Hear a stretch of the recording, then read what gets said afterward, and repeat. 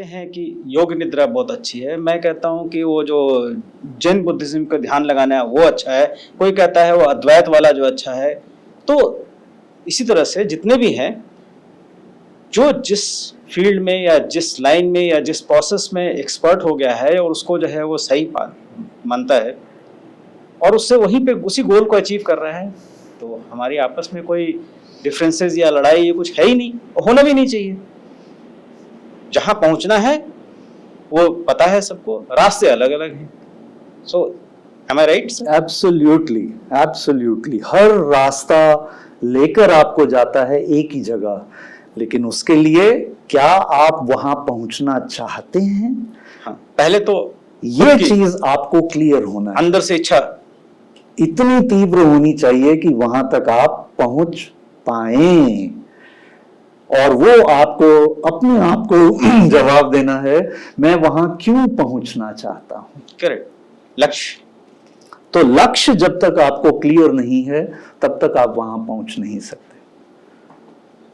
Sir, mind के बारे में हमने वैसे तो बहुत कुछ है बात करने की, लेकिन थोड़ी बातें हमने की। अब मैं आपसे जानना चाहूँ कि ब्रेन क्या है? What is brain? Is it a tool of mind और व्हाट इज इट? कैसे डिफाइन करते हैं इस ब्रेन? मेरे हिसाब से अगर मैं दो हिंदी के शब्द यूज करूं, दिमाग या मस्तिष्क, थोड़ा कॉलोकियल लैंग्वेज में भेजा राइट। ये अगर मैं ब्रेन और माइंड को दोनों को साथ में रखता हूं तो ब्रेन एक फिजिकल ऑर्गन है। करेक्ट। मैं आपका स्कल रिमूव करूंगा तो हाथ डालूंगा तो मेरे को आपका भेजा ब्रेन, दिमाग, मस्तिष्क मैं बाहर निकाल सकता हूं। मन नॉन फिजिकल है, जिसको मैंने शब्द यूज किया है या हमारी सिखलाई तरीके में इसको हमने मेटाफिजिकल कहा है। So brain is physical, mind is metaphysical. Brain understands because मेरा लेफ्ट ब्रेन ऑपरेटिव हूं या राइट ब्रेन ऑपरेटिव हूं, और आजकल एक नया टर्म आ गया है जिसको हम होल ब्रेन थ्योरी कहते हैं, लेफ्ट एंड राइट कॉम्बो। तो ब्रेन अंडरस्टैंड्स, लेकिन माइंड नोज। करेक्ट। मन को मालूम है, दिमाग या ब्रेन समझता है एक अपने तरीके से। लेफ्ट ब्रेन या राइट ब्रेन रीजनिंग समझता है या इनोवेटिव स्किल समझता है, लेकिन माइंड को मालूम है, प्रोवाइडेड आप मन को जानते हैं, या उलट भी हम कह सकते हैं अगर मन आपको जानता है, so that is fine. So brain और माइंड दो डिफरेंट हिस्से और पुर्जे हैं। अब इनमें से डायरेक्टर कौन है? मैं कहूंगा सेंट्रल प्रोसेसिंग यूनिट, ब्रेन हमारे शरीर को चलाता है, लेकिन मन, it is unlike brain but it is a director, it directs our 5 कर्म इंद्रियाज। हमारा गला, बोलने की शक्ति, हमारे हाथों की मूवमेंट। आपको क्या लगता है कि कौन मूव कर रहा है? तो बेसिकली माइंड, हाँ, माइंड जो है आपके ब्रेन को बताता है ये करना है। ब्रेन जो है फिजिकल सिग्नल्स या जो भी स्टिमुलेशन प्रोवाइड करता है। Yes, so mind is the key. Mind is the key tool. Therefore, I said either it will control you or you better control it. Exactly. Train and tame it so that it gives you your best. हम भी out से इन आ रहे हैं sir. हाँ। Mind के बारे में बात किया, अब हम ब्रेन के बारे में बात कर रहे हैं। हाँ। ठीक है, तो अभी ये जो ब्रेन का फंक्शन, उसकी फिजिकल एग्जिस्टेंस जो है ब्रेन का है जी, और मेटाफिजिकल एग्जिस्टेंस आपके माइंड का। है। ठीक है, कुछ टर्मिनोलॉजी, वैसे आपने इन सब चीजों को अपनी किताब में तो खैर अच्छे से एक्सप्लेन किया ही है। उसमें से जो है आपने जो मनस, चित्त, अहंकार, बुद्धि, ठीक है, ये सब जो है आपने लिखा है अंतःकरण के भाग है। तो हम ये जानना चाहेंगे आपको, ये इसको कैसे एक्सप्लेन करेंगे आप? अंतःकरण जिस तरह से शब्द है, it is the inner instrument. अंतः इनर, करण इंस्ट्रूमेंट। अब ये आता है सटल बॉडी में, जो कि सूक्ष्म शरीर है। और मन कहाँ है? मन इज द ओवरऑल। मन के 4 हिस्से हैं जहां से वो इनपुट लेता है। ठीक है, तो पहली बात तो यह है कि मन को इनपुट कौन देता है? पांचों सेंस ऑर्गन्स, इंद्रियां, जो कि हमारी ज्ञान इंद्रियां हैं। ज्ञान इंद्रिय, हम इंद्रियों को ज्ञान इंद्रियां बोलेंगे बिकॉज इंद्रियां कर्म इंद्रियां भी होती हैं। करेक्ट, तो पांच ज्ञान इंद्रियों ने, सेंस ऑर्गन्स ने मन को इनपुट दिया, मन ने इनपुट ले लिया। अब मन क्या करता है, Processing. मन को प्रोसेसिंग करनी है डायरेक्शन देने से पहले। तो हम पहले कह दें कि डायरेक्शन वो देगा पांच कर्म इंद्रियों को, करेक्ट, तो वो कर्म इंद्रियां ज्ञान इंद्रियों से अलग हैं। और मन जब प्रोसेस करता है तो वो चार जगहों से इनपुट लेता है। पहला है मनस, जहां पर थॉट्स अप एंड डाउन आते हैं, जाते हैं, जाते हैं, आते हैं, तो वो हो गया मनस। ओके, ठीक है। दूसरा हिस्सा हुआ चित्ता, which means the memory bank. अब मैं इसकी थोड़ी सी व्याख्यान करूंगा। मेमोरी बैंक में आप क्या क्या डालते हैं? अच्छी चीजें डालते हैं या जनरली नेगेटिव डालते हैं? दोनों होते हैं, ट्रॉमास भी होते हैं, ट्रॉमास भी। लेकिन आप देखेंगे किसी इंडिविजुअल की pain, fears, stresses, anxieties, grievances ज्यादा हैं, खुश कम रहता है। तो हमने अपनी मेमोरी बैंक में क्या डाला? सब नेगेटिव नेगेटिव नेगेटिव नेगेटिव। होता सब है, लेकिन ओवर शैडो होता है ओवरशैडो नेगेटिव से। अब कई लोग ट्रेन कर कर नेगेटिव नहीं भी डालते। जैसे अब मैं उस स्टेज में आ गया हूं जहां मैं कहता हूं नेगेटिव आउट, गेट सही lost.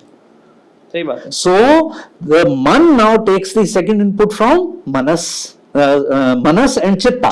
Chitta, that is the memory bank. अब memory bank के तीन हिस्से हैं, conscious mind, subconscious mind and the unconscious mind. अब आपको ये layers को कुरेदना पड़ेगा सही बात है कि आपकी कौन सी चीज कहां से आपको कंट्रोल कर रही है। और इसको सिंपल भाषा में हम लोग एक्सपीरियंसेस भी कहते हैं, इंप्रेशंस भी कहते हैं, न्यूरल पाथ भी कहते हैं। करेक्ट। ठीक है। कभी कभी वो जो जो आप जैसे एक्सप्लेन कर रहे हैं, तो जस्ट फॉर व्यूअर्स कि कॉन्शियस माइंड में तो कॉन्शियस है, सबकॉन्शियस माइंड में कुछ चीजें जो है डीप रूटेड होती हैं। Absolutely. और वो जो चीजें होती है वो हमारे ट्रॉमास को जनरेट करती हैं। तो कभी कुछ फोबियाज जैसे होते हैं, कुछ ऐसी चीजें होती हैं कभी पानी को देख के कोई डरता है, कोई हाइट से डरता है, तो प्रॉब्ली ये फोबियाज जो है सबकॉन्शियस माइंड में हैं। और जब उसकी ट्रीटमेंट होती है तो उनको निकाला जाता है। सो दैट मीन्स ये तो नोन फैक्ट है कि माइंड जो है कि सबकॉन्शियस माइंड का एक अपना रोल है और बहुत इंपॉर्टेंट रोल है। मैं आपको एक पर्सनल उदाहरण से इसको एक्सप्लेन करूंगा जी। फर्स्ट टाइम जब मैं AC 2 टियर में ट्रैवल कर रहा था, मेरा ख्याल मेरी पोस्टिंग उस वक्त ईस्ट से हुई थी और मैं शायद सांबा आ रहा था या छुट्टी पर आ रहा था चंडीगढ़ के लिए। तो मैंने अपर बंक से AC 2 टियर के मैं नीचे उतरा, बाहर वाला आउटर डोर खोला, ट्रेन के कूपे का आउटर डोर खोला और बाहर ऐसे कर कर मैं बाहर निकला, क्योंकि मुझे अंदर सांस नहीं आ रही थी। I was feeling claustrophobic. मैं चंडीगढ़ आया, चंडीगढ़ में हम मूवी देखने गए, कोने की सीट नहीं मिली, कहीं बीच में हम लोग बैठे थे, फैमिली के साथ था। और suddenly I told my daughter और माय वाइफ, आई सेड आप साइड में हो जाएं, मेरे को बाहर जाना है।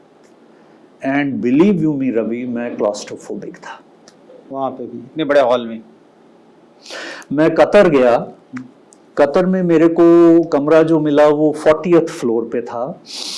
4 दिन का प्रोग्राम था वहाँ, कॉर्पोरेट ट्रेनिंग थी।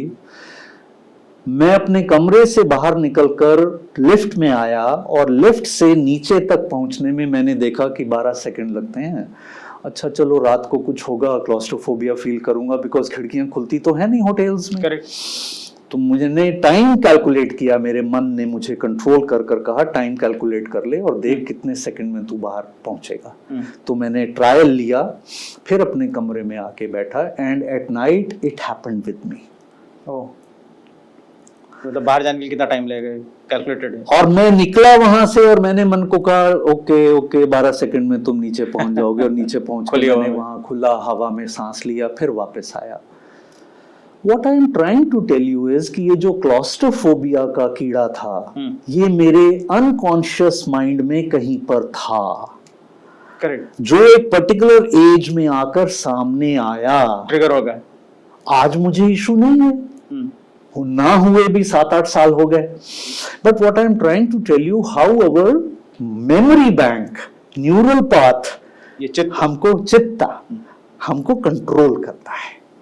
और तीसरा हमारा इंस्ट्रूमेंट मन के स्वरूप में आती है ईगो, अहंकारा।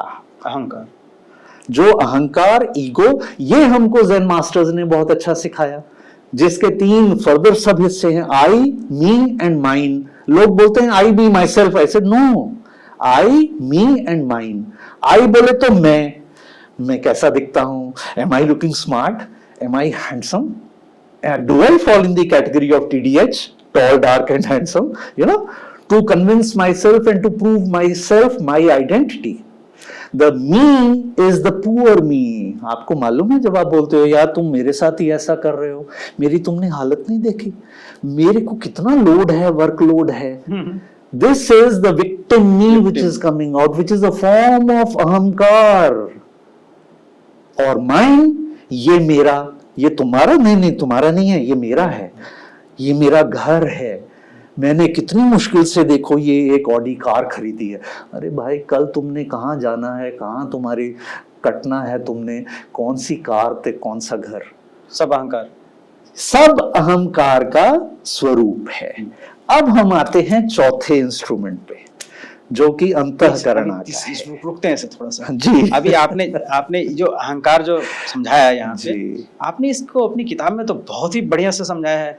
उसमें तो आपने जो है, आपने यहाँ पे शॉर्ट में समझाया क्योंकि समय यहाँ पे सीमित है।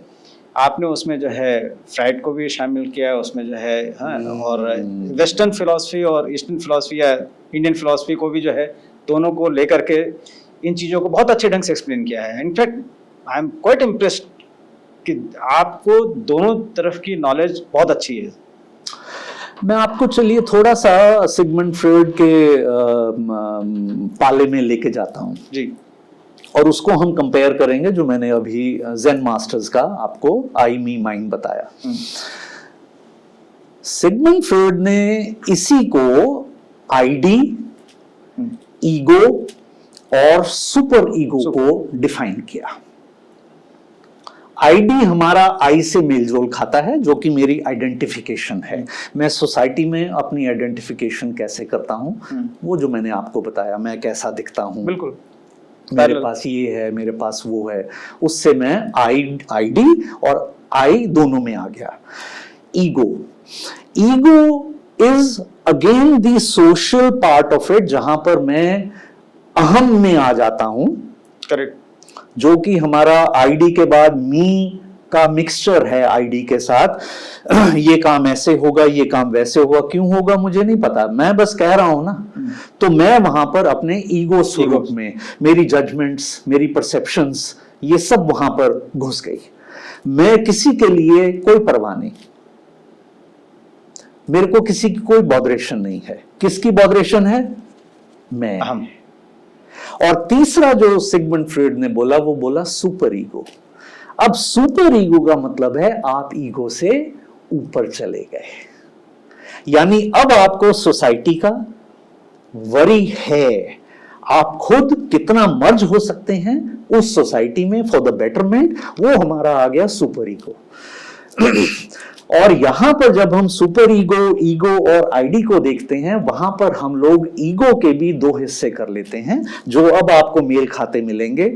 एक हायर ईगो है और एक लोअर ईगो है। चक्रास से कनेक्ट करें, जब हम नीचे के 3 चक्रास के साथ कनेक्ट होते हैं तो वो लोअर ईगो है, और जब हम अपर 3 चक्रास के साथ कनेक्ट होते हैं तो वो हायर ईगो है। तो सुपर ईगो, हायर ईगो, ये हमारे बेटर ऑफ द ईगोज हैं। तो ईगो को समझना हर इंसान के लिए बहुत जरूरी है कि कब, कहां, कैसे उस इंडिविजुअल ने अपनी ईगो का यूज किया, फॉर द बेटरमेंट और for the worse, even for your own self.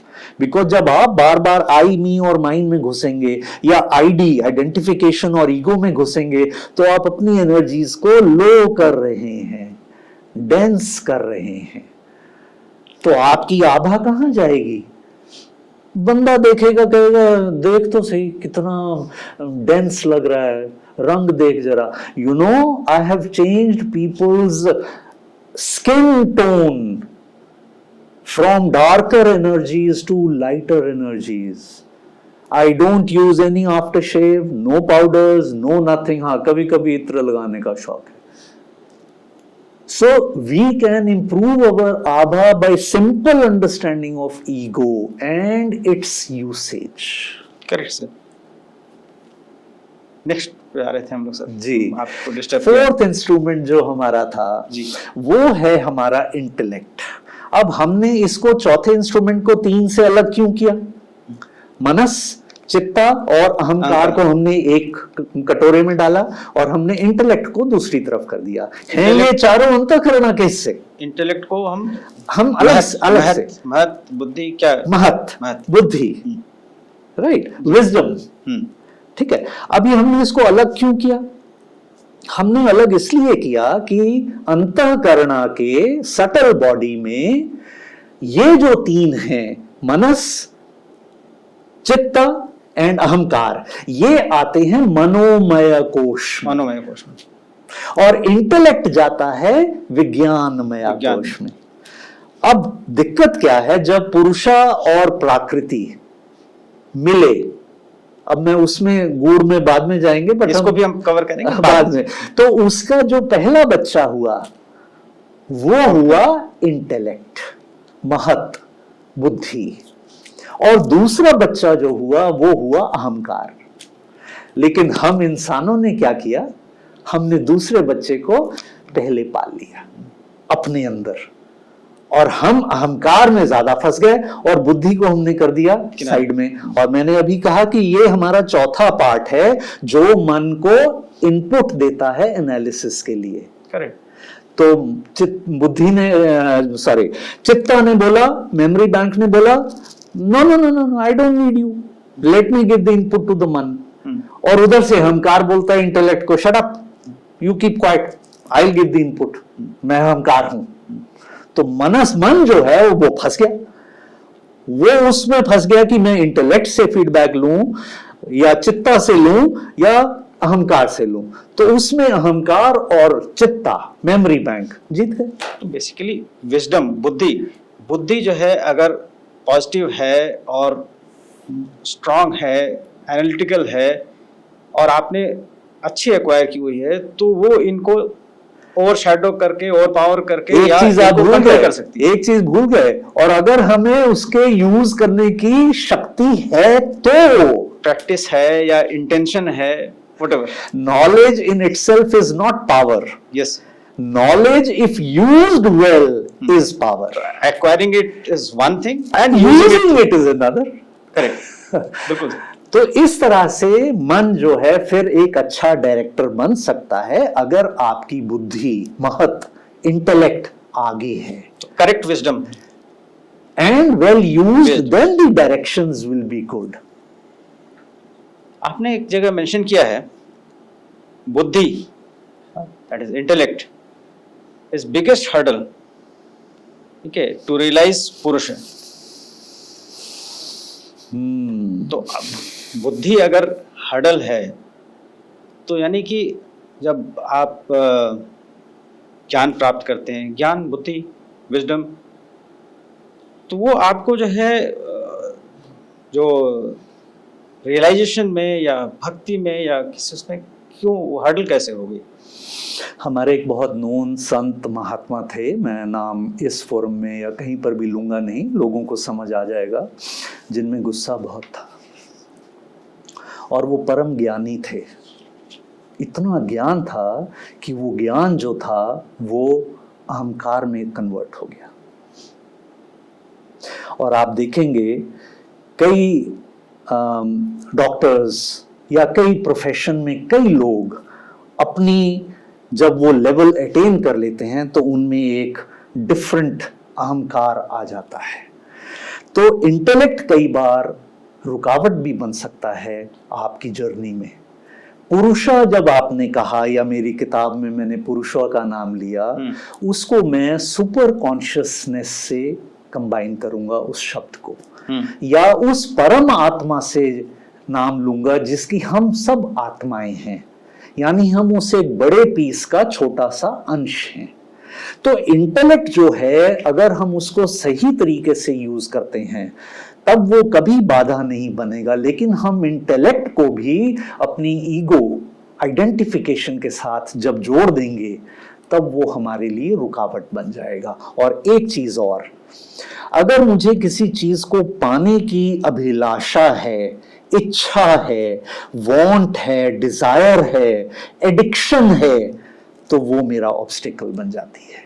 वहां पर हम लोग ये कहते हैं कि आपको आनंद मया कोश को भी, ब्लिसफुल स्टेट को भी तोड़ना है टू रीच दैट शून्य। शून्य में कोई ब्लिस नहीं है, क्योंकि आनंद भी जो है एक रुकावट है।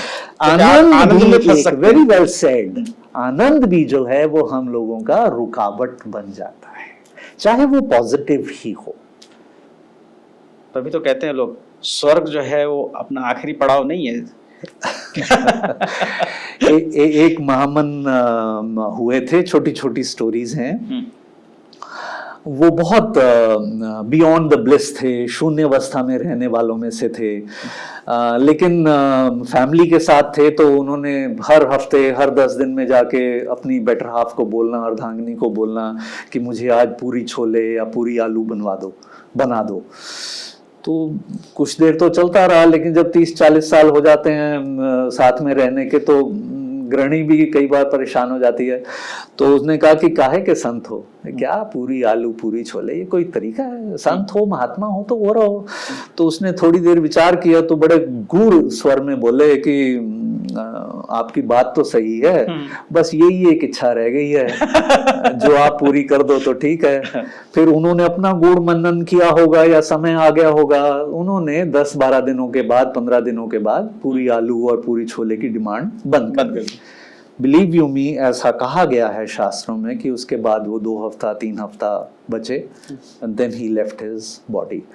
तो ये जो वांट, नीड और डिजायर है, ये भी आपको समझ में आना चाहिए कि ये मेरी वांट, नीड और डिजायर है, और उसके कारण जो भी आपकी जिंदगी में होगा आपको उसके लिए भी तैयार रहना चाहिए। क्योंकि जब वो पनिशमेंट आएगी या गुड भी इफेक्ट आएगा, तो उसको लेने के लिए भी आप छाती चौड़ी कर बैठेंगे, अब आने दे, ये भी आने दे। यहाँ भी मैं आपने जैसे इनएडवर्टेंटली यूज कर दिया ना कि पनिशमेंट। अब पनिशमेंट एक डरावना है शब्द। एग्रीड, ठीक है, एग्रीड। तो नहीं, मैं कह रहा हूँ कि ये हमारे घुसा हुआ है, हमारे जो मनस में ये घुसा हुआ है। हर चीज हम जो है डराने वाली है। भाई कारण है और उसका जो है इफेक्ट है, ठीक है, कॉज एंड इफेक्ट। हाँ, तो आपने कोई चीज की, उसका जो रिजल्ट है वो उसको समझ लिया अगर आपने, हाँ, कारण सिद्धांत समझ लिया आपने जो है, तो फिर आपको जो है दिक्कत नहीं होगी। Very well. हर चीज को जो है निगेटिव में भी नहीं ले सकते हैं हम, जो है हमने किया हम भुगतेंगे, ऊपर वाला कोई नहीं होता है, यहाँ पे हम ही होते हैं, भुगते हैं। ठीक है, ये आपने बहुत अच्छे से एक्सप्लेन किया है, कहीं उसके बारे में बात करेंगे हम जी। लेकिन अभी हम अहंकार पर थोड़ा सा और बात करना चाहेंगे। अहंकार ऐसी चीज है जो कि अपनी, अगर जो हमारी मैथोलॉजी है उसमें अगर आप जो है सारी कहानियां देखेंगे, अहंकार ने तो बड़े बड़े को अहंकार ले डूबा है। बिल्कुल, ठीक है, रावण अहंकार से गया, ठीक है, कौरव अहंकार से गए, और जितने भी आपने देखे होंगे जो है कहानियां हमारे उसमें जो है, सब जगह अहंकार की वजह से जो है विनाश हुआ है। तो ये बहुत नेगेटिव चीज है जी, है या नहीं है? बिल्कुल। देखिए, आपने रावण का जिक्र किया, जिसने शिव पार्वती को प्रणाम कर कह दिया हो कि लंकेश अब मेरी है। हाँ। और उसने उनका रहने का स्थान खुद वहां पर बैठ गया। तो इमेजिन करें उसके बाद उसने अपनी उस अहंकार को यूज कैसे किया। बहुत लोगों को पता नहीं होगा कि शिव पार्वती की जो है लंका थी, रोल था। हाँ, और वहां से उनको बोला थैंक यू, अब ये मेरा है। हाँ, वो कैलाश चले गए। हाँ, मैं बहुत कोलोकियल वे से बता रहा हूँ, but this is what happened. और रावण कुबेर को भी उसने कुबेर का था, वो तो कुबेर का ही था जी।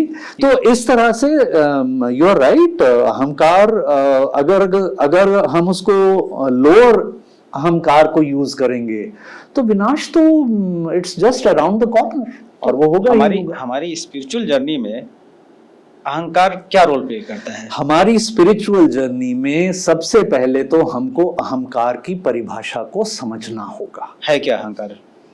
देखिए, आप कोई भी किताब उठाएं, अगर आप उस किताब को, ये मेरी बुक है, ये मेरे को नॉलेज है, मेरे को नॉलेज है, लेकिन क्या मैंने उस नॉलेज को अंडरस्टैंड किया? क्या मैंने उस नॉलेज को रियलाइज किया? क्या मैंने इस नॉलेज को अप्लाई किया? मैंने एक एक्रोनिम इस्तेमाल किया है इस किताब में, एक्रोनिम्स के चैप्टर में, पूरा KURA, सेम। अगर मुझे अपनी स्पिरिचुअल जर्नी में ईगो का इस्तेमाल करना है और मुझे स्पिरिचुअली अलाइंड होना है, तो मुझे सबसे पहले अहंकार को डिफाइन करना होगा, उसकी नॉलेज लेनी होगी, उसको अंडरस्टैंड करना होगा, उसको रियलाइज करना, एहसास करना होगा। मेरे बाल खड़े हो जाने चाहिए जब मुझे समझ में आ जाए। अंडरस्टैंडिंग में समझ नहीं आता, अंडरस्टैंडिंग के बियॉन्ड जाना पड़ता है, तब हम उसको अप्लाई करें to use the higher ego always, तब जाके हमारी वो स्पिरिचुअल जर्नी में हमारा एक सपोर्ट बनता है टू अटेन स्पिरिचुअलिटी।